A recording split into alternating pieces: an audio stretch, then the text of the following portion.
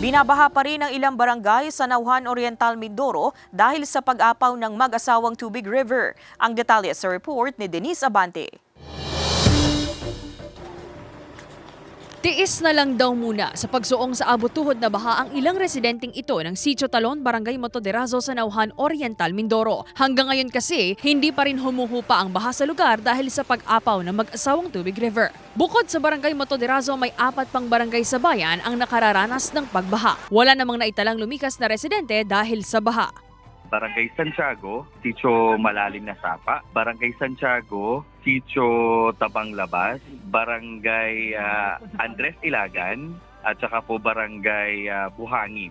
Ang pinakadahilan po ay yung paglaki po ng ating mag-asawang Tubig River. Dahilan din po yung sama po ng panahon. Sabi ng Pag-asa, epekto pa rin ng isolated rain showers and thunderstorms at ang umiiral na shear line ang pag-ulan na dahilan ng pag-apaw ng mag-asawang Tubig River sa bayan. Hindi pa rin naman nakakaapekto ang binabantayang low pressure area sa bahagi ng Mindanao ayon sa Pag-asa at posible na ang pagganda ng panahon sa mga susunod na araw. Nasa layong 1,190 kilometers east of southeastern Mindanao at kasalukuyan po itong hindi pa pumapasok sa Philippine Area of Responsibility and almost stationary po yung LPA dun sa location. Base po sa forecast po, ngayong araw po is maaari pong maranasan pa rin natin yung ganitong panahon, pero sa mga susunod na araw hanggang November 20 is possible na po na isolated light rains na lang po yung maranasan po ng Calabarzon at Mimaropa. Patuloy ang isinasagawang monitoring ng Nauhan MDRRMO sa mga binabahang barangay sa bayan upang matiyak ang seguridad at kaligtasan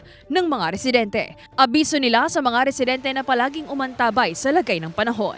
Denise Abante, Balitang Southern, Tagalog.